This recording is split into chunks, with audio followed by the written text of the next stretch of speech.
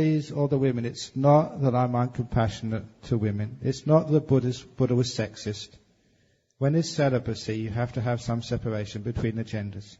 And it's actually absolutely even with the nuns as well. In Perth, the nuns have the same rules with regard to the monks. The men, sorry. No men is allowed into those women's rooms alone. For their benefit as well. Okay. Next question. Here we go. Actually, there's an interesting story. One of my friends, he was a monk in the United States. And he was giving talks like this, and many people got inspired by him. And this woman came up to him afterwards and said, I'm just so inspired by you. I want to be your gappiya to go for the rest of your life. I want to go around with you, just actually to carry your bags. If any donations, I'll look after them for you. To help you, wash your robes, everything else. I just want to be your attendant. And he had to say, now listen, you've got a very good mind. It's very compassionate and noble of you. But, if you go around with me wherever I go, that people will think that, there's some romance there. It's against our rules because we'll have to be alone together. Even though, your ideas are compassionate and pure, my mind is pure. But people won't understand. So I'm sorry, you can't do that. And she was so disappointed. So she went away, and about a month later, she gave him a call. He was in some other city. Said, it's me again. It's all sorted out. I can be your gappiya now. What do you mean? He said, like I told you, you can't have a girl being a gappiya to a monk. I'm having my sex change next week. No, you can't. Stop it.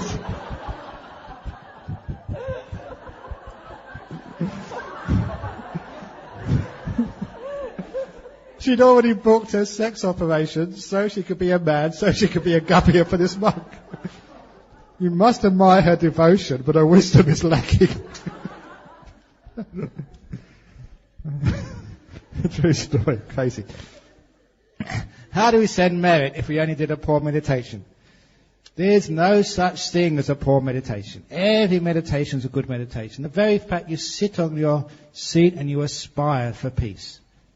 That is huge merit. So don't be so demanding and think you have to get into jhana before you've got a good meditation.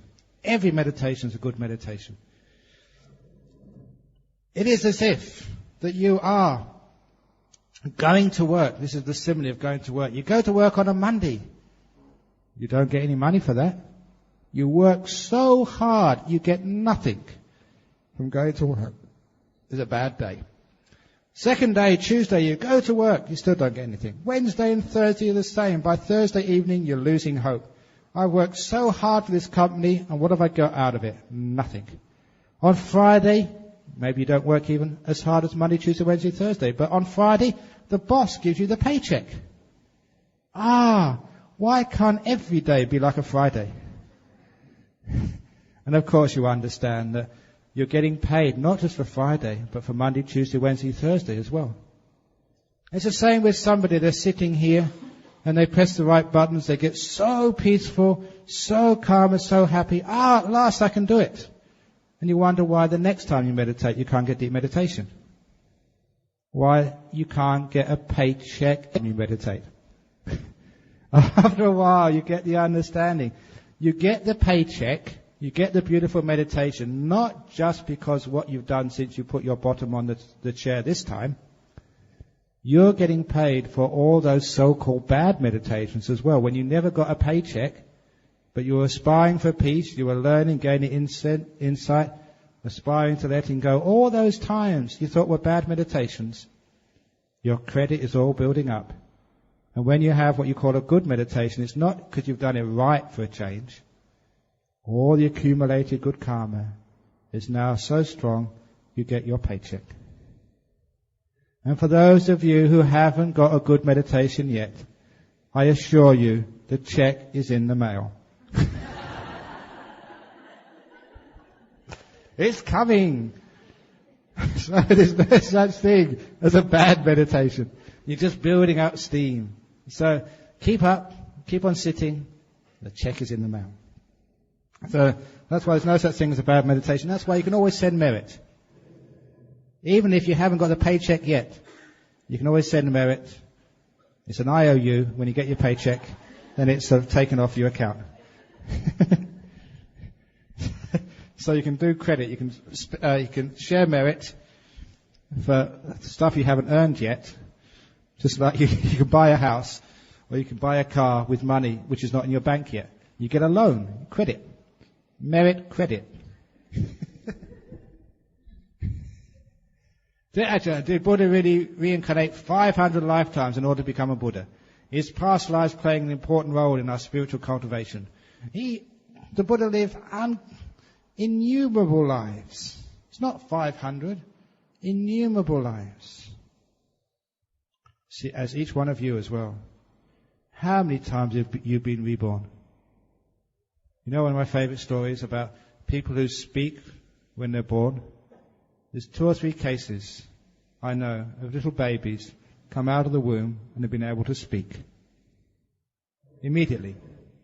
The thing is, they speak with an adult voice, not a baby voice. And my favourite case was in a I think it was a San Francisco hospital. In front of the doctors and the midwives, the baby came out of the womb and immediately spoke. What it said was, "Oh no, not again." Oh no, not again. Here we go, nappies again. This little dummy, the pacifier, they shove in my mouth. I've got to go to school all over again. You've got to do all your exams all over again. Oh my goodness. Do you want to be in nappies again? Do you want to be pushed around in a pram? Patted on the back to try and get rid of your colic? Wetting your pants? Do you really want to do that again? Be careful if you don't. In rebirth, oh no, not again. So, many lives. So past lives, they do play a role in your spiritual cultivation, but the most important of your lives is this one. Now is the most important time. You've got heaps of good karma, you've got heaps of bad karma as well. But your heaps of good karma, just play with that. Leave the bad karma alone. So always remember, when you go to the shed to pick up your good karma or your bad karma, the eggs or the chicken shit, always pick up the eggs. Leave the chicken shit in the shed. Leave your bad karma in the past. Just collect the good karma. Just like Angulimala. In Mahayana, it believes the bodhisattva coming back to samsara by their vow to help the sufferers. But if a person attains jhana, he's cut off from samsara. Is there a contradiction between the two? You're not cut off from samsara by the jhanas, but by the insights which come from the jhanas. There you realize that you're on the way out. So the bodhisattva is just an attitude of mind to help. The arahat is the attitude of mind to liberate yourself so you can help. You become an arahat so you can be a bodhisattva. You're a bodhisattva so you can be an arahat. The two come together. But as far as being reincarnated, if you die, the arahat dies. Does that mean the teachings are lost in the world? Of course they're not. Just as the Dhamma is still here, that the echo of the Buddha still reverberating down the centuries. So even when an arahat dies, the echo of the Dhamma still lives after them. So you don't need to keep coming back. In fact, the human being, the 5 khandhas don't come back for the arahat, but the Dharma still keeps coming back. The Buddha doesn't get reincarnated, but the Dhamma does. Do you understand? So the bodhisattva is not the person which keeps coming back. It's the teaching, the truth. That keeps coming back. So the person just gets extinguishes, disappears. The Buddha is gone. That's why it's called a Tathagata. Thus gone. Gone. So that the Buddha disappeared. And the Buddha is supposed to be the great bodhisattva. So sometimes people, well, the Buddha said this was his last life, never comes back again. But he's supposed to be a bodhisattva. Isn't that a contradiction? Because if the Buddha was a bodhisattva, shouldn't the Buddha come back again for another life? But he said this is his last life. What did he mean? It means the Buddha, the vehicle of the Dhamma, the 5 khandhas called Siddhartha Gautama, that's disappeared. But that's not the important part. That's not the essence. The Dhamma, that keeps reincarnating every time. Every time there's an arahat, the bodhisattva of Dhamma is reincarnated into this world. It's the Dhamma which is reincarnates, not the person. That's why you become a Buddha, and the Dhamma never disappears. You can become enlightened. The Dhamma is the bodhisattva, not the person. That's why the person disappears. But the Dhamma keeps on being reborn for the happiness and benefit of all sentient beings. So do you understand now there's no difference? The Eightfold Path, Sila Samadhi Panya. Look at it one way. The Bodhisattva is the essential teachings which keep going on. You realize those essential teachings, and those essential teachings keep reoccurring in the world. The Arahat, the 5 khandhas cease without remainder. Okay? Very good. I like bringing traditions together. Dear Ajahn, what is the difference between love, compassion and devotion? How would each of the above lead to positive attachment and negative attachment? Sadhu, sadhu, sadhu. Okay, there's love, which is personal satisfaction, what I want out of somebody else. I think you've heard me say the acid test, the difference between love and loving kindness. Do you really love your partner? Your husband, your wife, even your boyfriend. Do you really love them? Or are you attached to them? Is it loving kindness, the door of my heart's open to you no matter what you ever do? Is it their happiness the most important thing in your life? Sometimes when we fall in love, we think that's what love is. You find your partner in life, I just want you to be happy. I devote my life to your happiness. I just want you to be well, happy. My love is selfless for you. However, imagine your partner. Now, they may not be with you on this retreat. Imagine that you're on this retreat, they're at home. And on Sunday afternoon, when you go back, you find in your apartment, in your house, there's a note on the front door from your partner. The note says they've run away to Perth or to New York. That's somewhere more romantic. They've run away with your best friend to have sex, to get married. How would you feel? Would you feel, they can't do that to me, they're being unfaithful? If that's how you feel, it is a selfish love. If you feel, isn't that wonderful, they're more happy with my best friend than they are with me. I'm so happy they're having a good time. Isn't it wonderful, I'm so ecstatic that they are even more happy than they were before. Because if it's real love, isn't it the door my heart's open to you no matter what you ever do? Isn't their happiness the most important thing? Don't you want to serve and make them as happy as possible? If they're getting even more happy with your best friend than they are with you, why aren't you happy? That's I call the acid test of love. Do you really love you, or do you love them? And of course I think you'll all agree that you love yourself more than they love them. How can they do this to me? So look what love is and what compassion is. If it's compassion, it frees. If it's love, it's attachment. It puts people in a prison. If you love, your possessions, if you love your children, if you love your partner, you put them in a prison. You love them as long as they're around. You love them as long as they live up to your expectations. You're putting them in prison. If it's real compassion, loving kindness, you free them.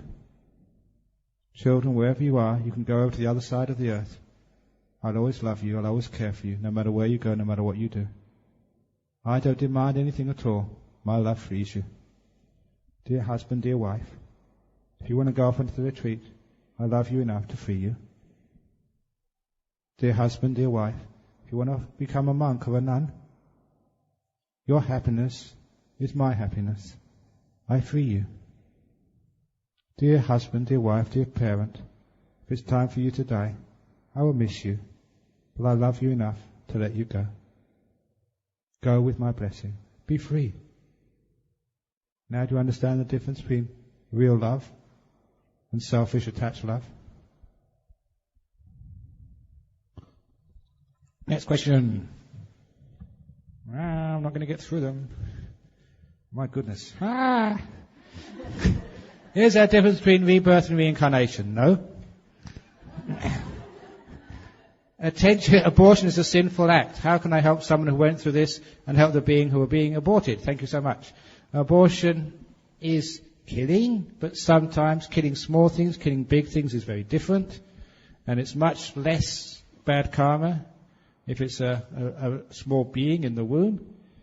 Sometimes it's not killing, because sometimes if the stream of consciousness hasn't entered the womb yet, the natural being in there is no different than a part of the woman. It's just like cutting a growth out, like a cancer. However, if the stream of consciousness has come from another life and has come into that little fetus, then that is a separate being, and that is killing. Unfortunately, we can't really tell the difference unless you've got psychic powers. However, a sinful act is so difficult actually to understand exactly what's going on there. There's all sorts of other circumstances which do need to be taken into consideration, and a woman has to balance that. And the thing is that if a person has made a calm decision, they think it's compassion, and they decided to have an abortion, then your job is to support them, to love the woman. Don't just think of the baby. Think of the woman, the mother who's had to do such a thing. So be kind, caring. Forgive. There's no punishment in Buddhism. No 50 strokes of the cat. I mean, there's 50 strokes of the cat, but learning compassion, nothing else. So this is how you help the being. To come to peace with this, to learn from it, acknowledge it, and to let it go. Look, Angulimala didn't actually commit abortions. He killed real people, heaps of them. And he could forgive himself and let go. The Buddha would forgive him. So take the example of Angulimala. He managed to forgive himself. If a woman has committed an abortion, forgive yourself quickly. You can still become enlightened. You can be at peace and be a loving one. It's a difficult decision to make. And I, as a monk, as a man, have got no right to make that decision for a woman. Nor have I the right to tell her it's wrong. Dear Ajahn, the Buddhist community, which comprises mainly the Chinese population, is dwindling according to the national statistics. This is due to those who remain single, have lesser children, migrate to Western countries, convert to other religions, become monks and nuns. Very soon there won't be enough lay people to support the Sangha. We still thank you with metta. The national statistics which I have seen, I haven't seen the ones in Malaysia, but I know the ones in Singapore, that Buddhism is the fastest growing religion in Singapore. I think in the last census, which I got a copy of, interesting enough, in Penang, it was in the Penang newspaper once, somebody cut it out and I kept it with me. I think the Buddhists, actually they almost went up by 60 or 70% from the last census to the previous one. The point is that sometimes there are some members of society who actually do not quote the statistics, quote their own ideas, and say, oh, this is the fastest growing religion, or that's the fastest growing religion. Buddhism in most countries of the world is the fastest growing religion. I saw in a newspaper the other day, they said, oh, Islam was the fastest growing religion in Australia. That is a lie. It's not true. Buddhism is the fastest growing religion in Australia. And this is not by migrants. This is like Australians becoming Buddhists. A few years ago, I was teaching a youth group here in KL. I was in PJ. And there's a group of like teenagers. And I said, what's the fastest growing religion in the West? And they all said straight away, Christianity. So where did you hear that from? They said, the Christians.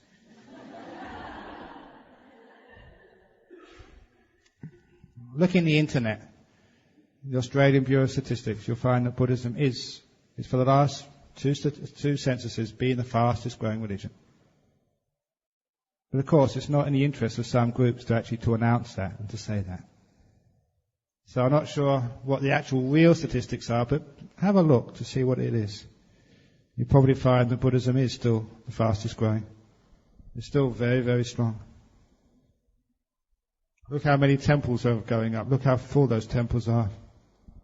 So they're not declining. Sometimes I wish it would decline so I could have an easier life. But certainly I'm busy enough, so it must be growing. So remain single, have lesser children, migrate to Western countries, convert to other religions, become monks and nuns. How many people do you know have become monks and nuns?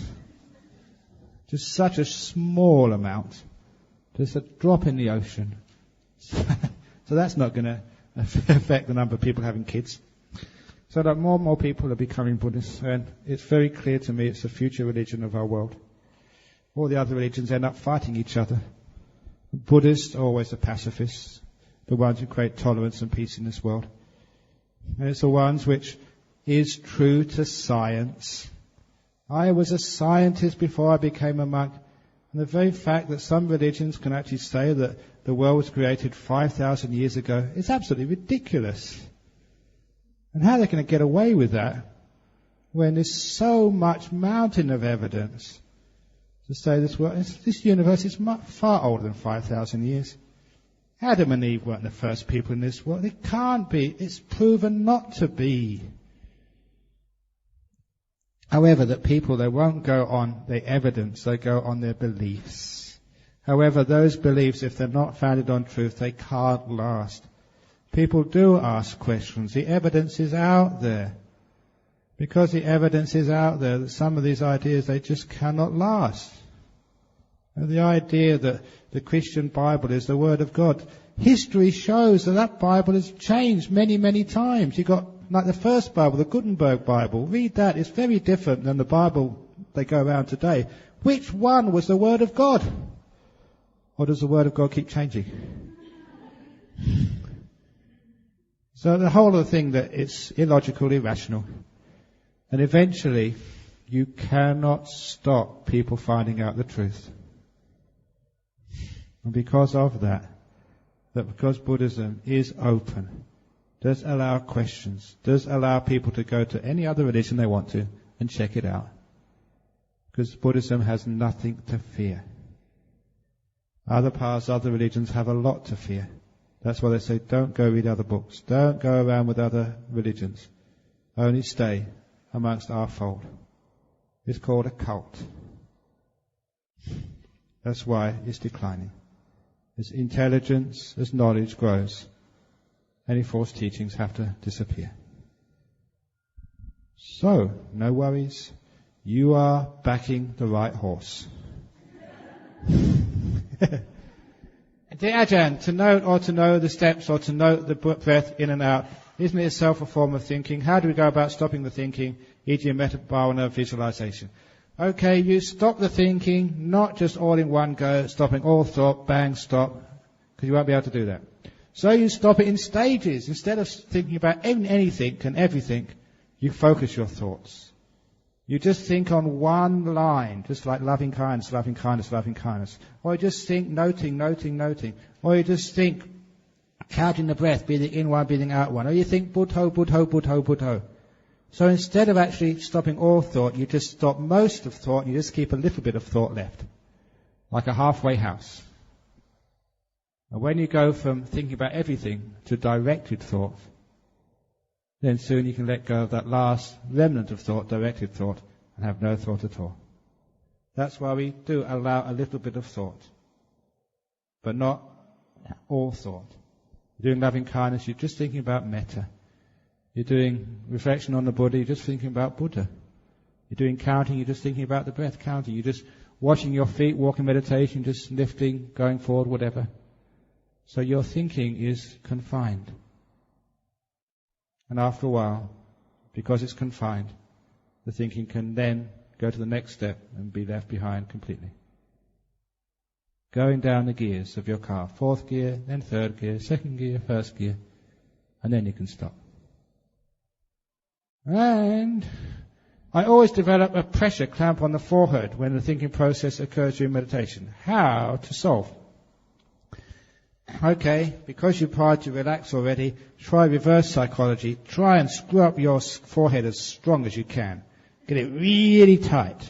Tighter than you've ever had before. Screw it up really tight. And then let it go. The thing is, when you really let it, when it's really tight and then you let it go, it tends to relax further than you were before. It's like sometimes you've got an ache in your shoulders. Instead of trying to relax it, screw it up really tight, scrunch it up, tight as a ball, and then let it go. And it sort of relaxes, it falls to a state of relaxation which was lower than when you started. Sometimes you can use that technique. Otherwise, just forget about it. Say, forehead, I allow you to clamp and have pressure. Go for it. So you're not fighting. Because you're not fighting, because you're not adding fuel to the fire, you're not controlling, you'll find quite naturally it will loosen up. If you're afraid of it, if you're worried about it, if it's a problem, it gets tighter and tighter and tighter. If you just relax, okay, that's fine. It's just like a pain in the body. When you allow it to be, it disappears. I don't want this pain. Why me? I don't want to hurt. It gets worse and worse and worse. Just like the questions. Oh, look at this next question here. Where do you draw the line between illicit sex and non-illicit sex? That's coming tomorrow. So I'll answer that question tomorrow. Okay, enjoy the morning. Nice meditation. See you later.